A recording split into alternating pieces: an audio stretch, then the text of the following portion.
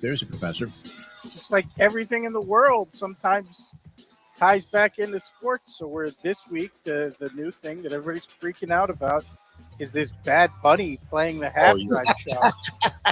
So I wake up this morning to a freaking headline about Danica Patrick comment that Bad Bunny should not be allowed to play the Super Bowl because he only does songs in Spanish. And if you're going to have the biggest American event, you have to do songs in English. People actually are going to Danica Patrick for freaking opinions now? This is a woman who a year ago admitted she had never voted until 2024. It's a woman who really has two areas of expertise. One, crashing race cars. Yes, whatever she drove. I mean, honestly, if you are looking for advice on how to crash a race car, Danica Patrick may be the leading authority of the world on that subject. But now she's commenting on culture, and her biggest contribution to culture was doing those dirty ads for GoDaddy that used to get banned from the Super Bowl. Yes. Used to strip in the shower for GoDaddy. I think GoDaddy's even out of business now. I don't know if they exist. Now that she's no longer stripping for the commercials. So when you talk about being crude in content for the Super Bowl, I'm not sure you're qualified to take a moral stance on that, Danica. Seems like a nice choice. So again, it takes us back to the only thing Danica Patrick's really qualified to comment on is crashing cars. If you have like an insurance situation and you need to crash a car, Danica Patrick is your go-to. The time. Wake up with Defo, joined by Lubie. Welcome to the Defo Show.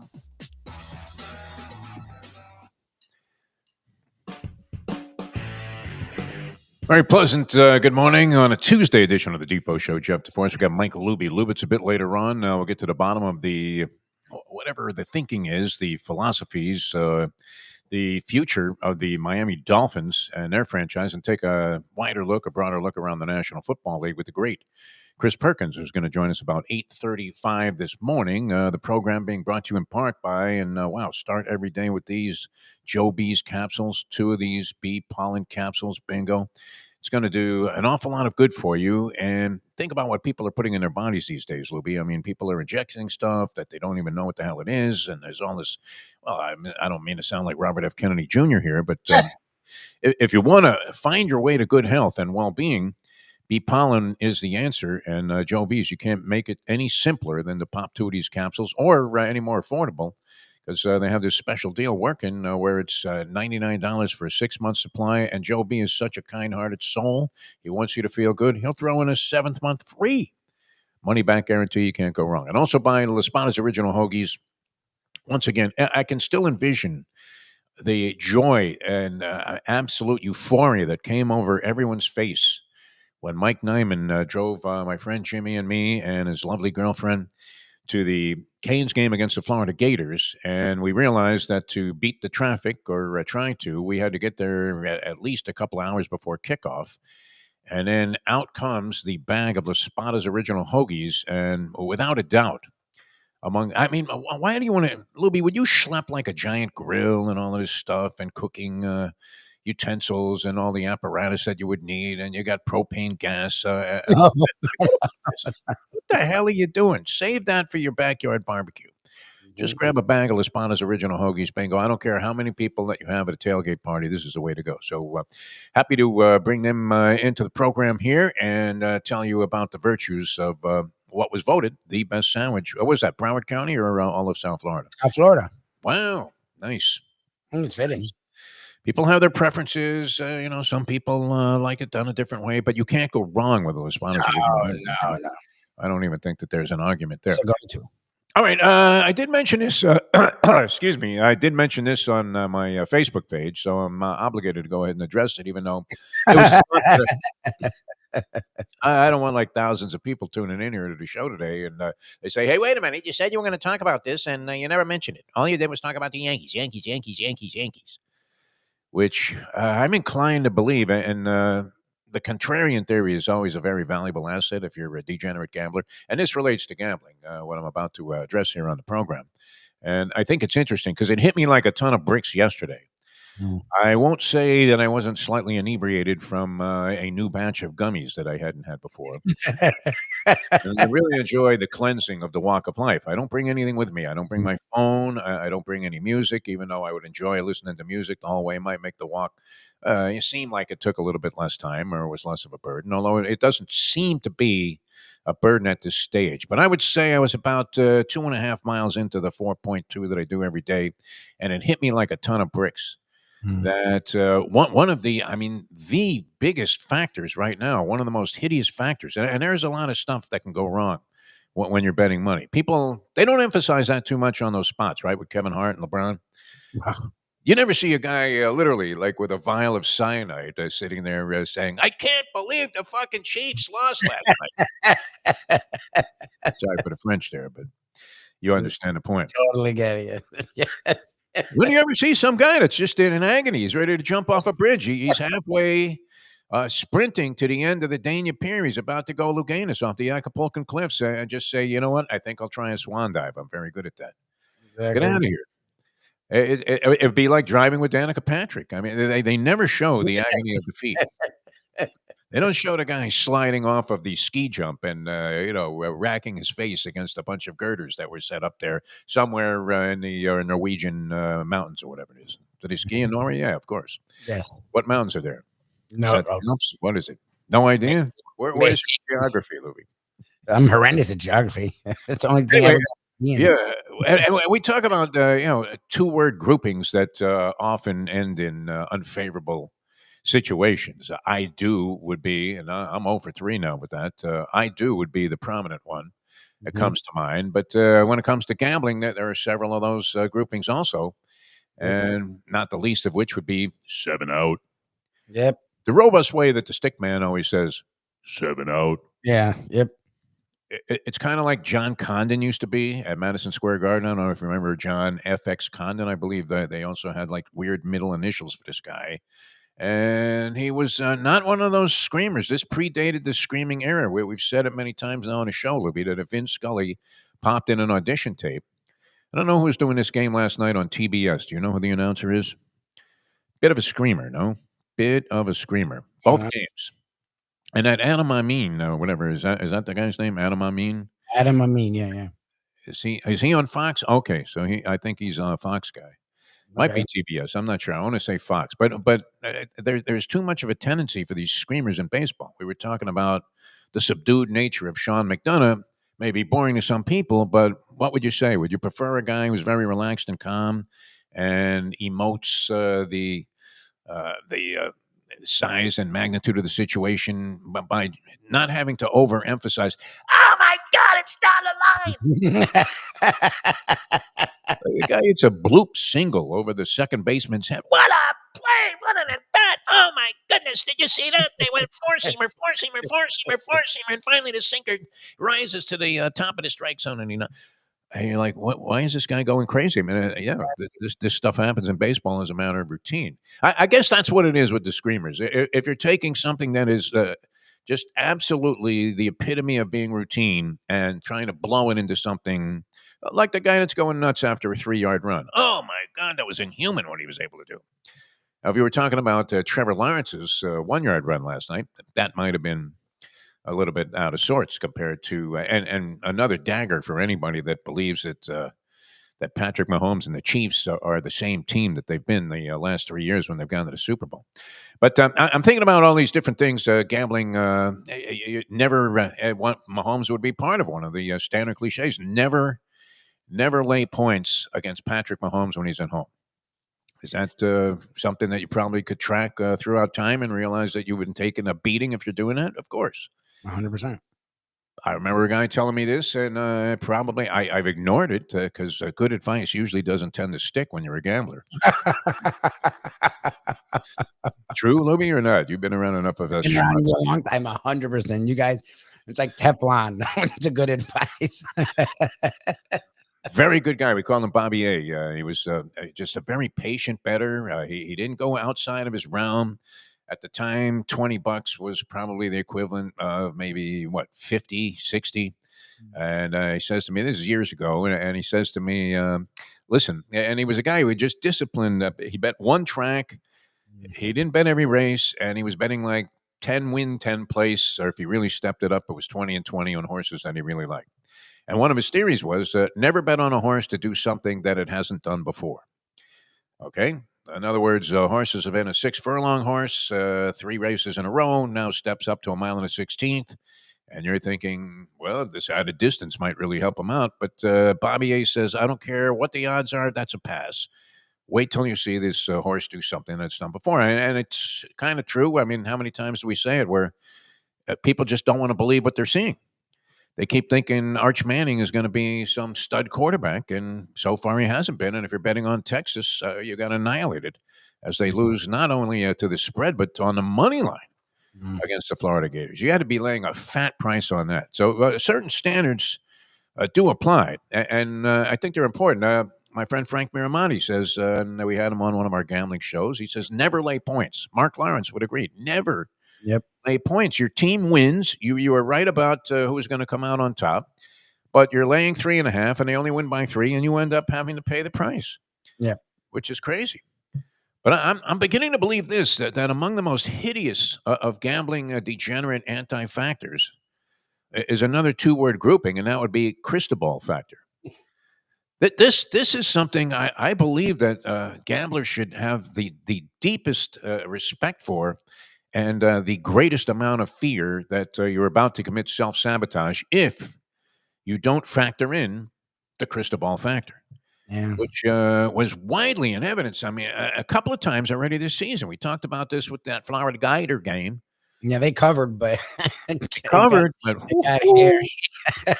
and this game was the opposite. You had to cover the whole game. You can't lose. You actually, if Mike Norvell just wants to be a jerk off and make it look way closer than it was, he kicks a field. No, I'm saying they probably score a touchdown there, and they can't win. But if they score a touchdown there, and they take the one, it's a 2-point game. And if they go for 2, it's a 1-point game. Like, you would leave that game with a 25 nearing the end of the third. You come back and you're like 26. You're laying 4 points. Yeah, got you're sitting there partying after the third quarter comes to a conclusion, or late in the third quarter. You're partying. You've got a babe on each arm. You're already making your plans to go to Las Vegas. So you've got the money in the bank. You're calling your bookmaker, if there was such a thing anymore, and you're saying, "Hey, Lip, have my money tonight. I'm leaving town." You couldn't be any more confident. Only to have to eventually, literally, start popping Xanax out of a Pez dispenser, just bump, bump, bump, bump, bump, as the Cristobal factor rears its ugly head. Look, it's one thing. You go back and you see that Georgia Tech game. I mean, how bad can it get? There's only one play. It's on page 1 of the playbook, and it should be on the back page of every coach's playbook, and that would be the victory formation. This is what you want to start with, and this is what you want to end with. You want to feel like you're going to win the game, and you want to be able, with 28 seconds to go in the ball game, to look your opponent across the line of scrimmage and say, "We're taking a knee." But no. Let's see if this guy he needs a couple of reps here. Let's put this backup schlep running back in there and have him run at a critical time in a ball game. And the only thing that can happen is if somehow we lose the football, boom. That's the only chance that the other team has. The more I think about that one incident there against Georgia Tech, is that going to happen again? Georgia Tech has to be laughing at the possibility of he won't do that again. It's like this commercial with the Dos Equis where the guy's like, he got skewered for not going for 2, so the rest of his life will go for 2. Like, Cristobal won't do that again, but he does other things. Again, this, like, Kane fans keep fighting with me. Mayo, like, it's so funny that I've become the rational fan. You've been with me. I've never been the national fan. I'm a raving lunatic, but... And again, there's no moral victory, especially when you're a program that has 3 titles, 3 Heismans. You literally were undefeated 2 years ago. Like, there's no moral victories. But if you played enough sports, you'd much rather your team go out fighting than go out. Again, that's the difference between this team to me than last year's team for FSU.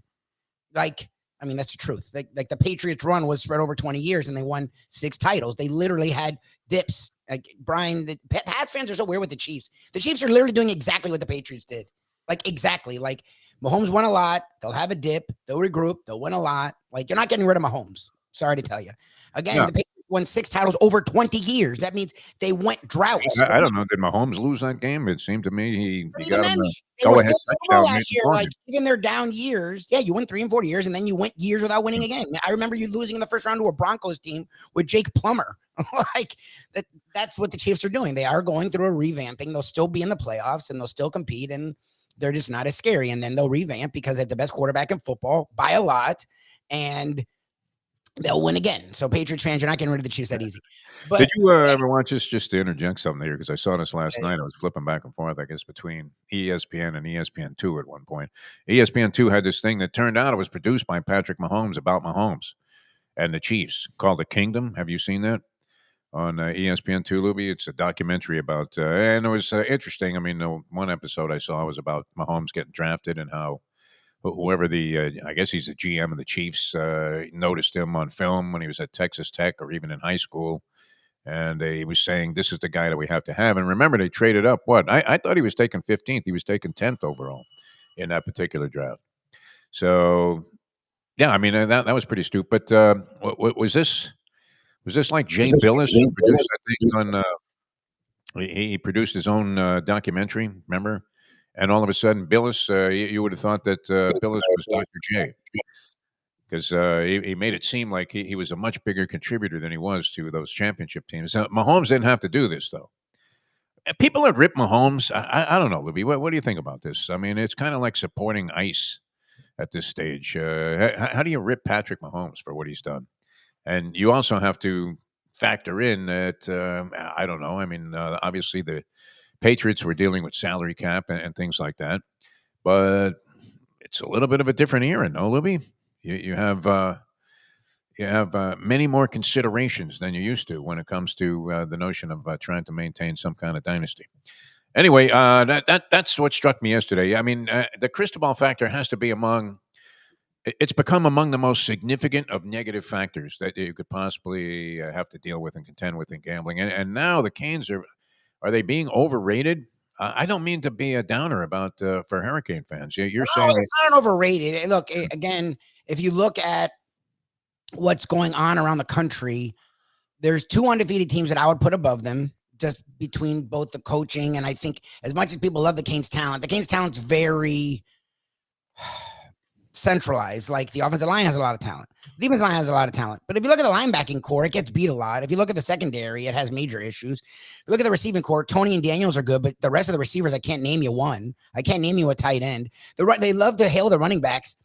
Fletcher does it in bunches. Like he'll get like 3 or 4 real nice carries, and then you don't see him do anything for like quarter. Like their run game is very up and down. Like, and Beck is good if he's not facing any pressure. But as we saw with UF, he wasn't getting hammered. He just had a little pressure, and he was night and day. Like, he's not athletic at all. He can't move at all. And he doesn't even have, like, the Brady or I'm not Brady, because Brady was the same way. Brady saw pressure. He flung the ball. Where Marino had that shimmy where, like, he would get away from pressure. Beck doesn't have that. Like, that's my problem with FSU. Like, if you brought pressure earlier, you saw it. It throws him off. So how did they not notice that, though? I mean, if you knew this, Libby. Well, because it leaves you exposed on the back end. Like that's why they were. I mean, but they got exploited. There's only 2 ways to make up for it: have better defensive backs or pressure the quarterback. So if they're going to get you anyways, but whatever, you know me. I'm not really into scheme. Ken, we can talk to Ken about it because he was sort of on it before the game even happened. But like, so they're not overrated. I think they're the number 3 team in the country. But if you look around college football, outside of those 2 teams and Oregon really hasn't played anyone, and I know they beat Penn State, but look at what Penn State is. Hey, look, yeah, exactly. I mean, Ohio State is really good. Georgia and Bama, I think, are coming on. Miami's ranked where they should be. I think they fit right in there. Now, when you put Miami versus one of those teams with those I saw people putting them on top in various power. It's fine because they've beaten 3 top 25 teams. You can make them number 1 because Ohio State hasn't played anyone, so that's fine. I guess Texas it's diminished some. They struggle with everyone. So Miami is ranked where they should be. I just the Cristobal factor is really the only consuming thing that you think about. If you're a Hurricane fan, you have to concede that it's an element that is very much in play. No, the crystal ball factor is the one thing that can ruin your chance to go undefeated. Maybe they don't have the, quite, I don't know who has more talent, really. Ohio State, everybody says that they're as loaded as a team could be. They've given up like 3 points all season. So there's got to be something to the idea that their defense is pretty good. And if you did see, now if you can see this, Louis, it's almost like you're doing the Gillette, dissection of football there. What was that called again? With Gillette South San matchup. Antonio? The one I know was Edge NFL NFL matchup, yeah. Then it was Gillette, I guess, before Edge. And it was it was great when they had Ali Sherman on the show. 45 years of Ali Sherman, or however long he was on there, and I still, the first souvenir I ever bought in my lifetime at a ball game, first pro game I ever went to of any type. My late now Uncle Joey, who passed away earlier this year after a brave. I mean, you talk about a guy who looked cancer in the eyeball and just said, "Bleep you, man! I'm going fishing today." That was him. Took me to see the New York Giants, the New York Football Giants at Yankee Stadium, when the Giants were being coached by Ali Sherman. And Sherman was, the hot seat wasn't even a term yet, Louie, at that time. I mean, we're talking, could this have been in the 50s or early 60s at the very latest? And I don't know. I'll have to look up the years that Ali Sherman was a coach. This had to be, if it wasn't his last year, his next to last season, because the first souvenir I bought for $1, which was a lot of money back then. No, it couldn't have been $1. It had to be more like a quarter. Was a Goodbye Ali banner, which I think my parents, we've probably lost track of it now, but I think they preserved right to their final breath the Goodbye Ali banner. And they weren't sports fans at all, but they just valued the souvenir because it was the first thing I ever had. But yeah, very much on the hot seat. And I don't know. I mean, I'm thinking this is going to come back and burn this Hurricane team, this Crystal Ball. Look, it's just he is who he is, and again, look at Penn State. Look, James Franklin is just that guy. Crystal ball, and we've said that Oregon. There's a reason when he left Oregon, they weren't pushing him out, but they weren't sad. Because when you go from being middling, you're happy to get to 10, 11 wins. They find a better guy now in the long run? Lanning is doing Cristobal too, but better, because Cristobal had them in the top 10 recruiting. Lanning has them in the top 5. Cristobal would have them losing 2 to 3 games a year. Lanning has them losing 1 a year. Like, Oregon is now in that every year we think they're a top 5 team. With Mario, they were like a top 10 team. Again, he's a good coach. If you're UM, it's worked out, because look where they were before. They're now every year competitive. They're now challenging for the conference, which they weren't before. But this next class that the ranking puts them in, I don't know if that will be followed through. I don't know if they go undefeated. I don't know if they go and contend for an actual championship. Like, they should make the playoffs, just the way the ACC works out. But if they have to face Ohio State, who's deeper, talented at every position, the way that they are just on the lines, whatever you want to say about Ryan Day, he's played in championship games. He's now won a championship game. They should have won 2 if the kicker doesn't boot one against Georgia a couple years ago. Like, I don't know if Cristobal's there, But again, we said that about Ryan Day too. So I watch what he does, and that's what I was starting with. Canes fans have been fighting with Canes fans about. I never once said FSU didn't get dominated in that game, but as an FSU fan, again, it's nice to see your team fight to finish, as opposed to last year when they would lay limp and didn't fight. And that's, to me, the difference between this FSU team and last year's FSU team. The problem for Miami, to me, is it's what you've seen in every game. Just the opposite. So at some point, some team's going to hang around where they're jumping out to a 14-point lead versus both teams, UF and USF. What if they don't get that 14-point lead? What if it's close and then he goes in? Because that's the thing. Oh, well, he won't go in the shell. You sure? Because I watched Cristobal go into the shell, whether up 20 or up 7. Like, this is a horseshoe crab, man. You don't in the second half, that's his move. Like, in his second half, his move is, all right, we're going to run I couldn't believe it, those play calls. And it takes him an hour. You couldn't telegraph a running play any more than they do. Out of the shotgun, no less. And Beck goes back there. He's not the most adept. It's not like you're watching Money Mayweather in his early stages with the footwork or anything with this guy. But look, he was, like you said, he was really on target. I mean, he was with pinpoint accuracy early in the game. He was throwing the ball great. And like you said, they got pressure on him, and all of a sudden things went south. Anyway, enough on that. The crystal ball factor, though, has been bugging me. And I think it's becoming an influential factor in all gambling equations. And I believe it has to be. All right, so the Chiefs go down last night. Trevor Lawrence, who's been, is it fair to say, much maligned? Would that be No, appropriate? Because maligned implies that it's inaccurate criticism. no, it was accurate. He's the number one pick. He was in the 26 and generational 39 lifetime, he is. in the generational quarterback pantheon. There's Elway, Luck. I don't know what you do with Manning. I know what you do with Marino, Jeff George, and like Trevor Lawrence is like in that top 8 of like he was a freshman at Clemson, and we were like we couldn't wait for him to be the first pick. He's going to be the guy. The He's Jags like, were Joe drooling. Burrow, sure. Jags were even more. Remember, Burrow just came on that year. Like Lawrence, we knew for 3 years. People were drooling for Trevor Lawrence for 3 years. Like they had that playoff game versus. Oh no, they came back for the Chargers. They made that run a couple years ago, and then they fell off a cliff. It's not maligned. It's fitting. Like he's been criticized justifiably. I couldn't help but like the guy for his post-game interview, though, last night, Lubie. I thought he was great. For a guy that, as you said, faces more than his share of derisive opinions that are written about him. 26 and 39 overall now after last night's win. 9 and 22 lifetime record on the road. The Jags somehow are 4-1 on the season, even after, and their one loss was a disgrace where they coughed up the bit to, I believe, after Jake Browning came in for Joe Burrow in that game against the Cincinnati Bengals. And they had the game in the bag, and they managed to lose it. That's their only loss this year. Beating the Chiefs last night on a dramatic comeback, anti-Tua drive with the pressure on. Guy making gutsy play after play, big-time throw after throw. And you thought, okay, so this was the guy we thought he was going to be. And they were making some allusion to the idea that had he been deemed to be aloof because he said something along the lines that this enrages sports fans. It never ceases to amaze me. Are you not allowed to have a life outside of sports? No. When I was say, hey, my family is the most important thing to me, and football is second. Oh my God! Can you believe this guy? He has no mentality for this. He'll never be any good. Can you believe this guy?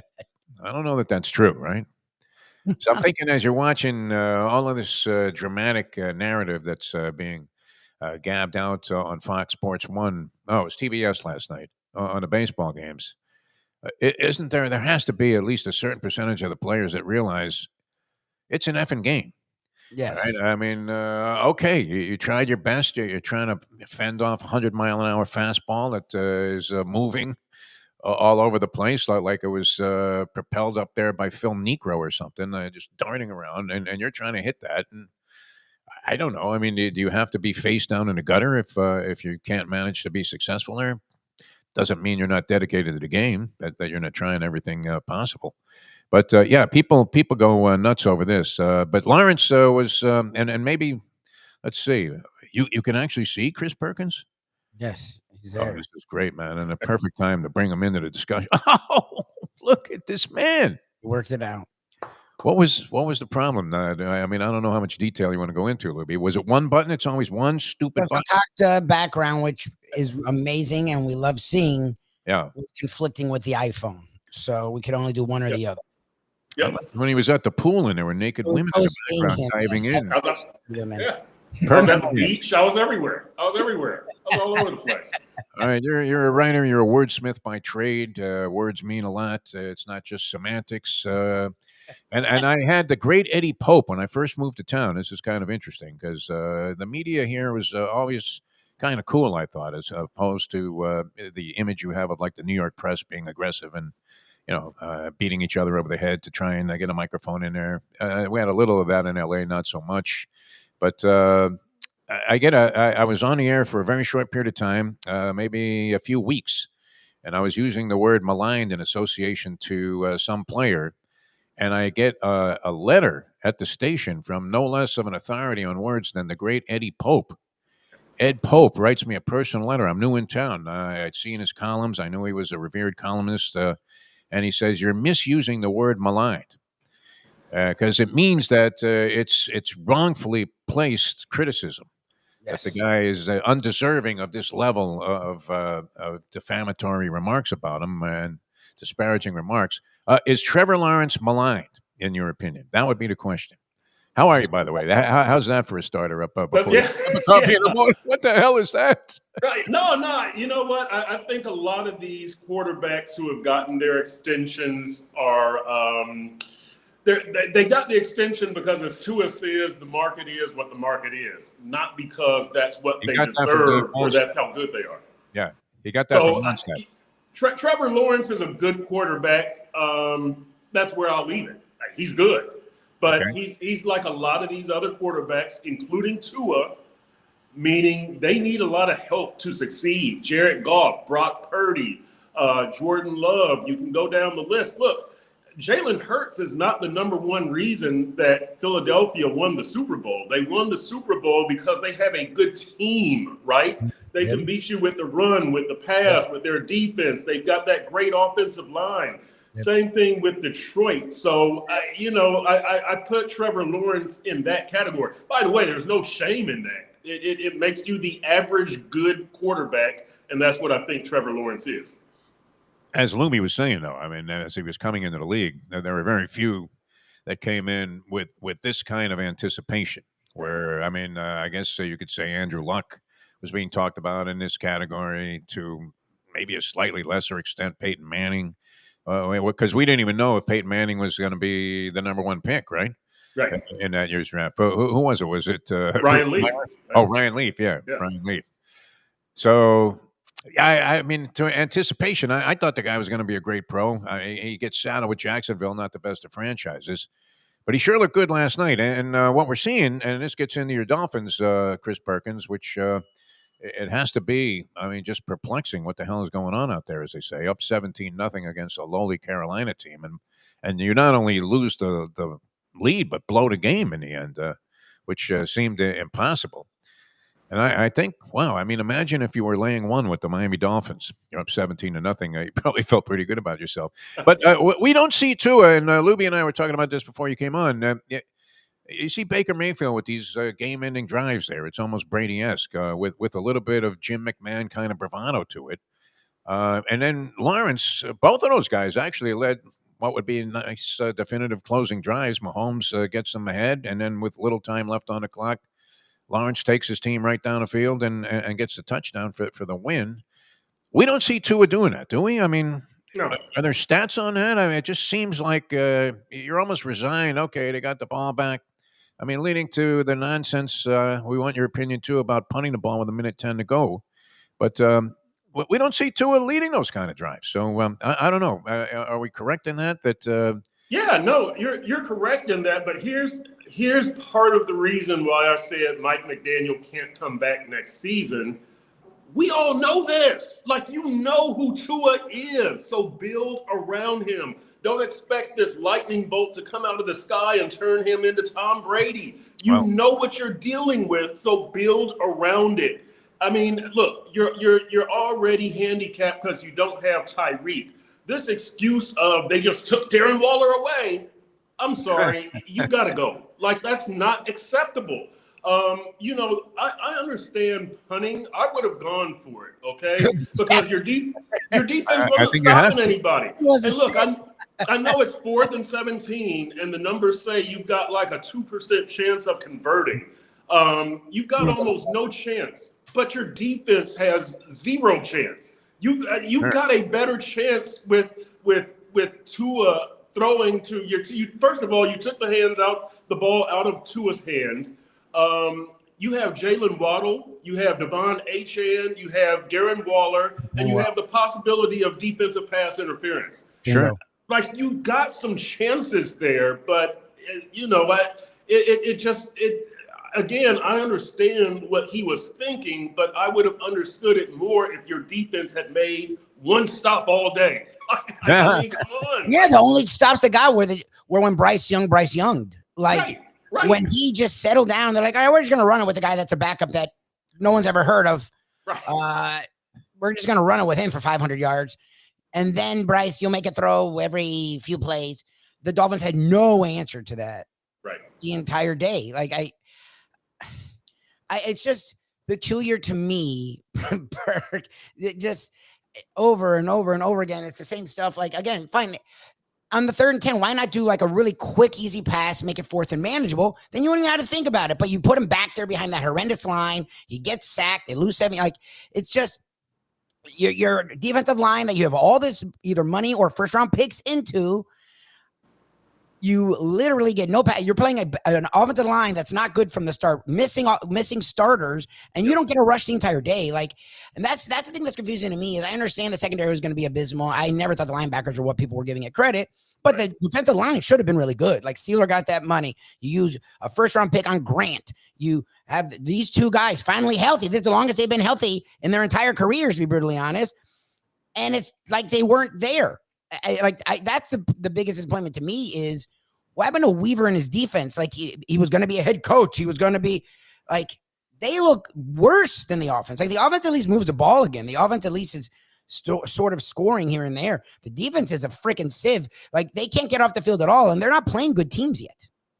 Yeah, no, the front 7 is easily the biggest disappointment on the team. Easily. Not even a question. And I got duped. I got duped by them. I thought they were going to be a game-changing, perhaps game-winning force because you do have Zach Sealer and you do have your first-round pick, Kenneth Grant, and you are bringing back Benito Jones, and you've got Bradley Chubb, Jalen Phillips, Chop Robinson, Matthew Judon, Jordan Brooks, Terrell Dodson. Behind them, Willie Gay and KJ Britt.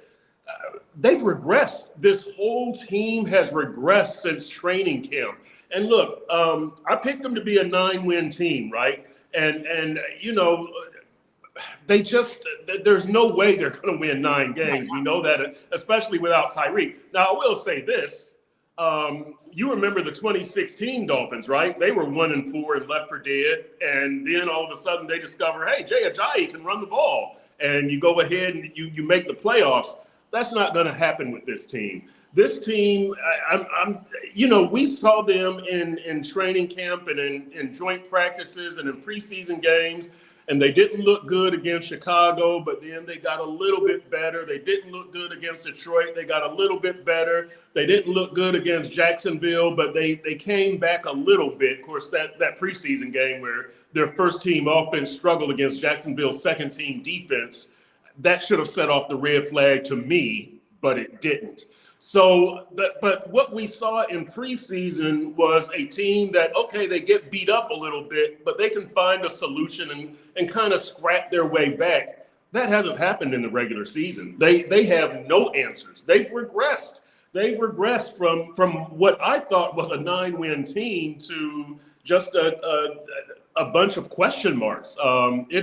It's really one of the worst Dolphins starts that I've seen from a team that had decent expectations, right? When they started 1-7 with Flo or, some of those Flo, you had no expectations.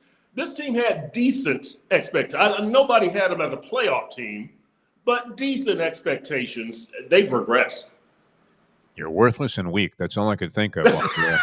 Honestly, through that analysis there. Great job by you naming the entire defense. I couldn't name the guys. Well, that's just the front. We didn't even get into that secondary. But, yeah. It was a guy, Flying Duck or whatever it is. Storm Duck. Right. I'll have the duck. No, a la Roach is the way I want it, but not Peking style. All right, I had a few things pop in while you were talking about the sorry state of affairs of the defense there, in full agreement with Lubie that that's a disaster so far this year. And you covered your share of boxing, Chris, back in the early days, did you not? I think I remember you writing some boxing articles. Yep. And these McDaniel post-game press conferences are starting to remind me of like when Max Kellerman would go over to the guy after he had interviewed like Julio Cesar Chavez, who had just iced some Tijuana taxi driver. And the guy's crumpled up. They have him like with his head leaning against the stool, and then Kellerman goes over and asks him, "Hey, how would you grade your performance today?" And there's a guy from Tijuana that as the through interpreter says, "Well, I give it a D." But he's seeing bugs. You could tell the guy's like seeing spots. Doesn't McDaniel strike you as that guy? I mean, some of the things that he's saying, Yeah, I mean, they're incomprehensible. It's almost like watching a certain political figure stand up in front of like 800 of the world's top generals. The funny thing that I've said, Defo and Lubie, is that Mike McDaniel has not changed. Like, this is the same guy in 2023 where everybody was going, "Oh, he's so funny and witty and he cracks all these one-liners and he's a genius." He's the exact same guy, except you're not as funny or you're not as witty when you're 1-4 and you've lost to Carolina and your only victory is against the winless Jets. But I don't know if that's to Mike's credit or to Mike's detriment. But he is the same guy. He has always been, we don't have Tyreek, but the jokes were funny. The jokes landed when you're 11-6 or you have the number one offense. The jokes land. Now, to his credit, he's not even trying the one-liners now. So that's good that he can read the temperature of the room. I'll give him credit for that. And look, Mike is a classy guy, a very nice guy. I think everybody likes him, but that's personal. This is business. He's not getting it done. His teams have underachieved and disappointed, and you really don't see a way out of this because Mike has not changed anything. They were still pretty much trying the speed thing in the offseason. I don't know what they were doing trading out of the third and fourth rounds of the draft when your stated philosophy had changed to winning with draftees and youth. Well, why are you getting less draftees, especially in the top half of the draft? So as much as I like Mike personally and Chris Greer, they're failing. They neither of them can come back. I think that if I'm Steve Ross, I've got to take a broom to this organization, and the top three figures, Chris Greer, Mike McDaniel, and Tua, have all got to go. You just have to either take the pain from Tua financially, like Denver did with Russell Wilson, or you take the Atlanta Kirk Cousins approach and say, we're drafting somebody, you're going to sit because – and maybe some needy team will trade for you mid-season, but I just can't see those three coming back next year in their current capacities. Bold statement. Well, and so that I was already going in that vein, and then you threw the Tua thing too. Do they? Because this has been my thing. Is they made their bet? And we talked about this a while ago, even before. When I look at, they probably go 3-1, and then they face a gauntlet. Didn't even do that. No. To me, they made their bed. You see so often like the interim guy come in and interject whatever, but he's really not the guy. And then you get 6 or 7 wins that you really didn't earn. So now you have a 12th or 14th pick instead of a 3rd or a 4th overall pick. To me, I would write out the entire season with them because this is the team they put together and then just really suck. And then go get a G. Don't put any constraints because that's the Ross thing, right? Well, you have to be with McDaniel or you have to be with Greer. No constraints. Get rid of both of them. Go get a real GM to then pick his own coach, and now they have a top 5 pick to restart the franchise. They keep losing. It's hard to keep him all year. Do you see? It feels like both of them are finally gone. It feels like even though they should have been gone last year, Ross always had to give them one more year. That's the Ross MO. Do they make it to the end of the year? Like, do you see this? Like, if they're 1-8, like, is he just doing the Cam Cameron, or is he doing what we've seen other teams do and get rid of the axing them in season? I think, it's Mike McDaniel wouldn't make it through the season if they got to 1-8. Chris Greer probably would. It's very rare that you see a GM fired mid-season. I think the Jets might have done it 3 or 4 years ago. But you don't want to model your franchise after the Jets. That hasn't worked well. Right. I think the big danger with Mike McDaniel staying around for too long is at some point the players are going to stop listening to him and stop following his instructions. I think the players will always like Mike. I think the players will always respect Mike. But at some point, if you're 1-5, 1-6, 1-7, if you've lost to Carolina and Cleveland and Atlanta, The players are going to look around and they're going to look around and go, I'm not listening to this guy. And the offshoot of that is you don't get the maximum effort out of your young players, such as Kenneth Grant and Jonas Abai-Naya. And then you go into the next draft going, boy, can Kenneth Grant play? Do we need to draft a defensive tackle? Do we need to draft another guard? So you've got to keep these guys motivated and playing hard. And if that means getting rid of Mike McDaniel and bringing in an interim coach, not to spark the team and make a playoff run, just so you can get a true evaluation of what you have on the roster with the younger players, that's probably the preferred route to me. The great Chris Perkins with us here. He is the columnist on the Miami Dolphins for the Sun Sentinel. Does a fabulous job. He has podcasts, he's got movies, he's got books. You may even end up like Jason Cole with a bagel shop. I mean, you're on the right path. A couple of things struck me. For some reason, I see Mike McDaniel 2 years from now, maybe with the 49ers. No, Shanahan wouldn't give up that role. But with some team, and he's going to look like Mark Trestman in the booth with a headset on, calling defensive plays. And everybody's going to be talking about the fact that he really was like an Adam Gase quarterback whisperer type genius. We've bought a lot of lame theories here, Chris Perkins, over the years. Now, and the great thing about your statement about all of them have to go, everyone must go. Is that the headline on your column today? That was Sunday's column. That was Sunday's column. And what was the reaction to that? I mean, most fans, this is what I like about this whole thought process that you professed here on a show, is that this isn't coming from some lunatic fringe fan. This is coming from Chris Perkins. Now, if it's Lubie and he says, yeah, you got to fire everybody, I don't know who's listening, right? You may as well fly one of those banners over the stadium. And Stephen Ross is in his booth going, boy, that never occurred to me to fire Mike McDaniel. Advertising works. I don't know. But so you mean this. And what was the reaction?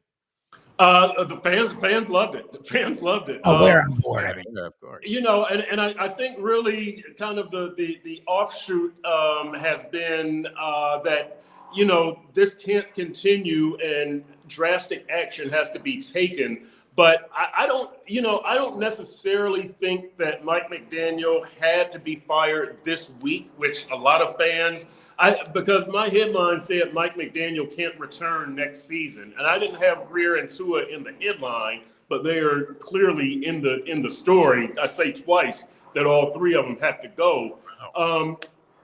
But, your house hasn't been egged by, some high-ranking member of the Dolphin organization. That's the way things go these days. You make statements like that. I think here's part of my issue here is that I view this whole thing as an institutional problem. And while Mike McDaniel is trying to build this team with speed, and this one-dimensional offense that's so Tyreek-centric that all you have to do is shut down Tyreek and you shut down this offense, it's a see something, say something thing in the organization. Why didn't anybody say anything? Like, if I saw it, I know guys who have spent their whole lives in football saw it. Why didn't anybody say anything? And if somebody did say something, why were they ignored? It seemed obvious to me after 2023, when you went 1-6 against playoff teams and your mighty offense averaged 16 points per game, hey, we need to change some things. Yeah. But they didn't, and they kept going with more speed. And that's why I say that Greer has to go, McDaniel has to go. And then with Tua, he's limited. Like, I've said this, that you can win a Super Bowl with Tua. I firmly believe that. But, you've got to do like Detroit has done with Jared Goff, like Philly has done with Jalen Hurts, like San Francisco has done with Brock Purdy, build an entire team around them. But McDaniel kept thinking Tua's left arm is going to take us there. I can make him better. Like the $6 million man, right? We can rebuild him. We can make him better. It's like, no, he is what he is. So you work with what you've got, like a lot of these other teams have done. It's just institutional failure. It is NFL malpractice. We've seen enough. This is year 4, and the team is regressing. We've seen enough. It's not personal. It's all business. All business. They've got to go. I keep envisioning that thing. I guess it was on Hard Knocks. The clip of McDaniel. He gets the job. He hasn't arrived yet for the Oh, the Tua call. introductory press conference, and he's calling to us saying, "You're going to be the guy, man. Right, You're my man." Right. Which everybody fell in love with because it was working. Right. But now it doesn't look so favorable. It really doesn't. So, No. all right. What are you seeing around the league, Chris Perkins? Kansas City loses last night. We mentioned the Trevor Lawrence thing. So you would agree that he was somewhat maligned, but maybe Eddie Pope was right, that you actually have to be something or show that, the criticism wasn't true, which he's been sort of mediocre, I guess. So that falls into play. But and now you have the Chiefs at 2-3. The Ravens they can't stop a cold. I mean, they're unbelievably bad defensively, which you keep thinking. I don't know how much money's gone up in smoke betting the Ravens this year, but it has to be substantial, no? Because you keep thinking they're going to turn it around. They're not. Eagles lose finally. You have, the Saints beating the Giants. So Jackson Dart, they poo-pooed that after week one when he threw for like 87 yards. And it was like Tommy DeVito came back from the Patriots practice squad. What are you seeing around the league? Anything that stands out to you at this point in the season? Yeah, I'm actually wondering how bad did I misread the freaking preseason and the early season. I'm looking at Dolphins opponents, right? So you knew Detroit was going to be good. They played them in the preseason. Jacksonville has surprised me. Indy, who stomped the Dolphins in the opener. I didn't think they were going to. What are they, 4-1, right? 4-1 and routing teams now. Yeah, and New England, I didn't buy into their hype, the Vrabel, Drake May, but they might be legit. And so I'm looking at this Dolphins schedule and what we've seen in preseason and their first 5 opponents, and I'm like, wow, they've played some decent teams. Now, that doesn't excuse the Dolphins at all. Again, they've regressed.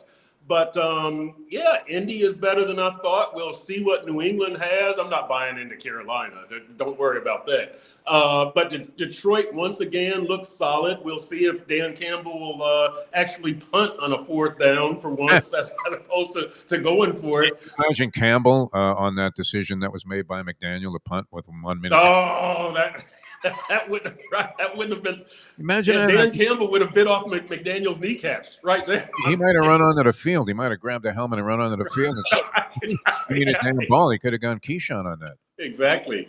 But it's kind of a time of in the league that what you thought was going to be true through 5 games is not necessarily true. Now, Baltimore, their defense, they've got 7 starters out. Every one of their games has gone over, I think. Over the top. Yeah, everyone's hurt on their defense, though. Yeah, but there's been some there's been a little upheaval. Hey, Dallas is 500 at 2-1 now. I don't believe that's going to last. That's you talk about a bad defense. I don't know that their offense can overcome that. But Dak Prescott is off to a decent start, right? So there's a few things in this league that what you would have thought would be true through 5 games are not necessarily true, and you start right where you said, Defo, with Kansas City and Baltimore. All right, so have you been out to the facility or any practices since the column came out where you said it's time to clean house? Yeah, yesterday. I was. How were you received? It was fine. It was fine. Because they don't care. I mean, nobody came up to you and said, "Hey, listen, Perk, what are you doing here?" No. I've been called to the carpet. I've been called out on a few other things that I've written this year, but that one went. Nobody has said anything to me. Who calls? A Saban henchman? Who calls? Media relations or other people. Oh, yeah, wow. Or other people, yeah. But I will say this: I try to make it a point. If I write something like that, I always sit front and center. Like I'm always in the front. No, row. you were one of the few guys asking questions. I always love that about the guy that really will ask a question because I don't know. I just never felt like speaking up at these press conferences. Yeah, I make it a point to if I write something quote unquote controversial or whatever. I show up the next day. I don't want to be like one of these bloggers sitting in his underwear and in his garage, and you never see the coach. You don't know any of the players. You're just ripping them and taking shots at them, and you never have to face them. Everybody must go. I saw a guy doing that yesterday, some podcast. I'd never seen the guy before, and it was up on my Facebook page, and I almost sent it to Lubie because it was hysterical. It was everything that sports broadcasting is all about today. Exactly. But there's a big difference. I mean, because when you say something on a show now, I don't know that anybody's going back and looking at this stuff now that it's on video or whatever and it's preserved everywhere. But when you write something, it has impact, man. I mean, that stuff, I mean, it comes screaming off the page. Chris Perkins says, everybody must go. I love this, that you go right out there. And, I mean, McDaniel wouldn't be the type to take issue with you. Maybe that Garfunkel guy. I don't know. He has one of those looks to me that makes me think that if you're writing unflattering things about the organization, you're probably not going to be overly welcome. No, I mean, is that possible? No, it's a really good organization. Tom Garfinkel and Brandon Shore, who was their salary capologist, Chris Greer, like Marvin Allen, the assistant GM, Nat Moore, who runs the Alumni Association, Dan Marino was around there all the time. That's pretty serious. So he would confront you if Nat. I did a radio show. That look like a silence, a long dead silence in your thing, and you made the helicopter catch. Yeah, right. I did a radio show a couple of weeks ago, and Nat was there unseen. Yeah. And I'm doing my Dolphins thing, and somebody says, "Oh, there's steam coming out of Nat Moore's ears right now," and I was like, "Well, put Nat on." And so Nat came on. Nat had had enough of me, but me and Nat get along great. We talked at practice last week, but he's a good man. He's a solid citizen. Yeah, pretty much everybody in that organization is good, and so but they're failing. Defo and Lubie, they're failing as good as they are, as much as I like them. They're failing. If you just look at the look on their faces, the body language really tells a story about what's going on this season. Everybody's down in the dumps. And it doesn't seem like they're at a spot that is inspiring. And the other thing that wasn't lost on me, I tried to make this point yesterday, and I think it should be pretty obvious to anyone, because you're looking at the way the Patriots have sort of responded to Vrabel, which I was thinking, who's Vrabel? Is he Vince Lombardi? I don't know. Everybody was raving about this move, and they were going to improve exponentially and win like 9 games. Even the bookies were thinking that. And I thought, I don't know. I don't see that big of a difference. Maybe Drake May continues to show even more promise, or, gets the pro game a little bit more and realizes what he's capable of doing, which I think they're doing a good job of using what this guy is capable of, like we were talking about with Tua. That's not necessarily happening. But Vrabel's had his team improve. I mean, they're better than they were. To beat the Bills, even though the Bills were a little bit snake bit in that game by their own doing and weren't exactly sharp, still, I mean, that was an impressive win. And that's in week 5, and they're getting better. And I'm looking at Mike McDaniel and the Dolphins, and wow, I mean, do they not seem resigned to this just being awful? That was a stark contrast, but this pertains to coaching. I guess Vrabel is a good coach, because I didn't see this team being what are they, 3-2 now, and with a win over the Bills on the road. That's impressive, no? Yeah, and you know what? Mike Vrabel is the one who started the Mike McDaniel downfall. If you remember, it was that 28-27 Tennessee game. That Tennessee home loss. So you lost to a losing team, a team with a losing record. You lost at home, and I can't remember. Lubie, what was they were up like 10 points with 3 minutes to go in like the late 4th. Yeah, and so they're 11-17 since that loss. 11-17 since that loss to Mike Vrabel and the Tennessee Titans. And so Vrabel is, I think Vrabel, if I'm not mistaken, Vrabel is 3-0 against Mike McDaniel. I think he beat him twice as the Tennessee coach and now as the New England coach. So it's funny you bring that name up, because that is the guy who knows how to beat Mike McDaniel. They've got another meeting, obviously, this season in the finale, actually. And a lot of people were, when there was talk about replacing Mike McDaniel, a lot of people were saying Mike Vrabel, but obviously he got the New England job, so that's not going to be an option if Mike McDaniel is replaced at season's end. But I'm with you, Defo. I wasn't really that impressed with Mike Vrabel, but he might be the real deal. He might be. I thought he was okay. I guess Right. one That's last what I thing. I thought. mean, I'm looking at the post game. They're showing a shot of him and greeting his players as they're coming into the locker room, and he's hugging everybody. And there's just such a high energy vibe there. Yeah. After he knocked off the Buffalo Bills the other night, and Vrabel's right in the center of it. Yeah. And then I'm watching, this guy that literally looks like he just dropped out of your calculus class because he was too sharp and he thought the other guys that were in there were idiots and he couldn't take it anymore.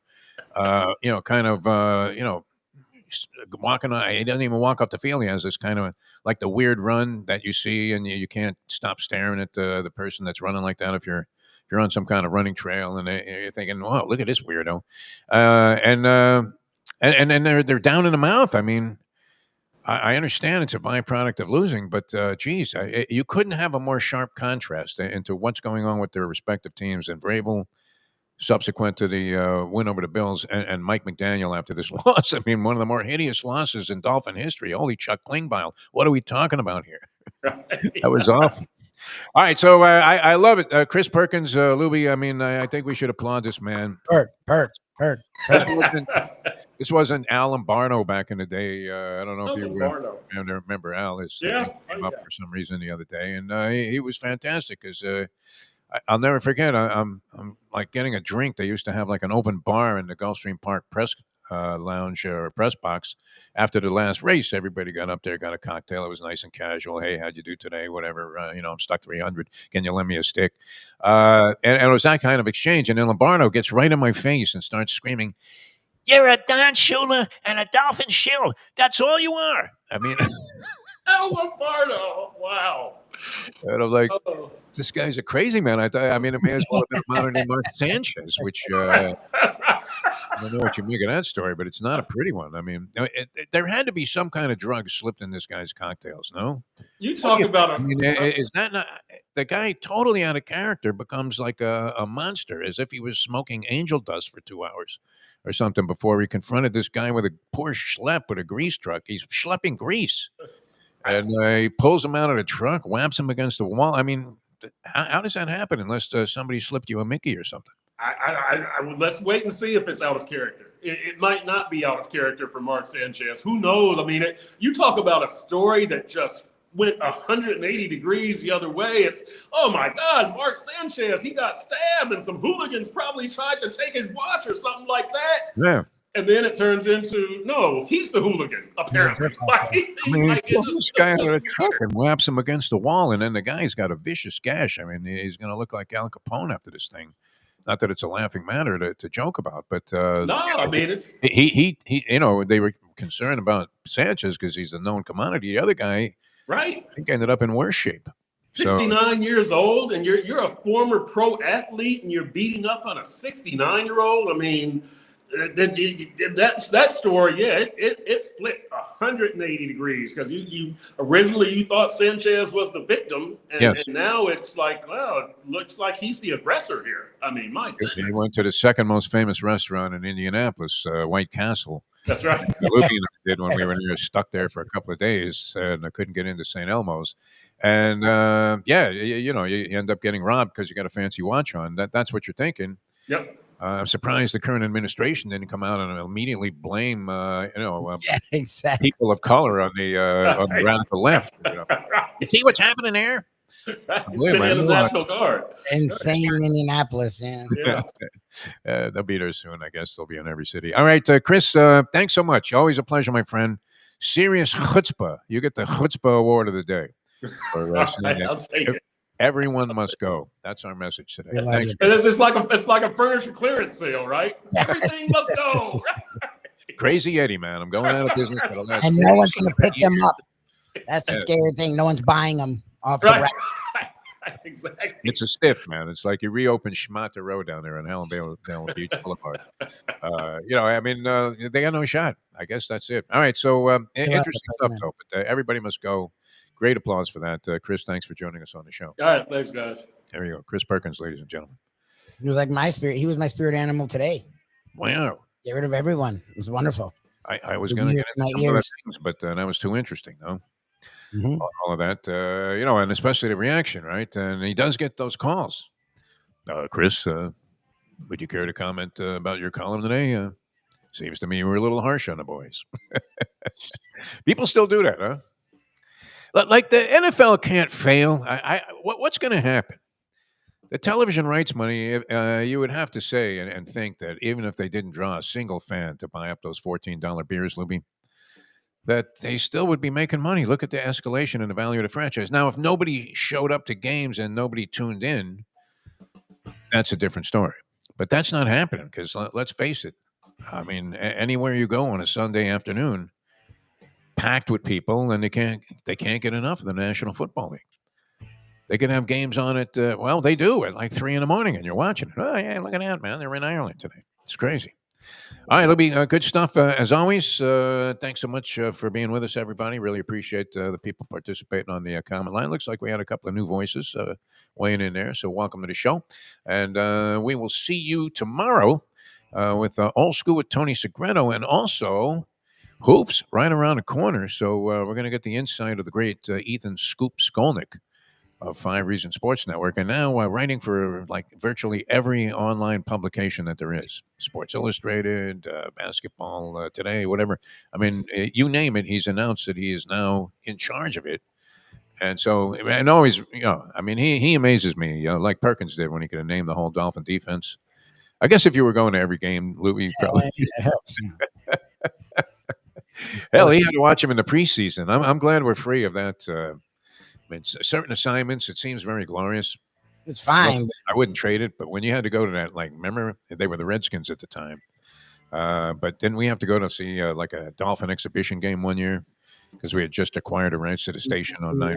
It was like a preseason game, and everybody was going as a show of solidarity there behind the franchise. Who could care less about what? It's rough. Yeah. What the station is all about, right? I mean, are they coming out there? And it was hard enough to get when we were carrying the Marlins to, get us the annual Miggy Rojas interview. Which, by the way, nice play by Miggy last night. Did you see that? Where he dove into third base as Muncy fielded a bunt, fired to third in a key spot, and Miggy. This was and Miggy dives to the bag to get to the guy just ahead of him making it to third base. Unbelievable. But it's a wild play. All right. Thanks, everybody. You got baseball later on today. A couple of games coming up in the playoffs. Yesterday, the Dodgers hold off the Phillies, and Milwaukee takes a 2-0 lead. They're both up 2-0 in their series. Dodgers and Milwaukee 7-3 over the Cubs last night. Great first inning in that ball game with a pair of 3-run homers, one by each team. Today, you have the Mariners and the Tigers. That's the 4:00 game. And then Toronto and the Yankees. Everybody thinks the Yankees are going to reverse this and stay alive, Louie. You want to bet some money on Toronto? No idea. This is a contrarian theory, which is right up there with the Cristobal theory, as the Cristobal factor, as one of the most dangerous things in gambling. All right, we'll see you next time. Thanks so much for tuning in. See you next time as we leave you know that. The time. It's 9:09. Let's go to eat a damn snack.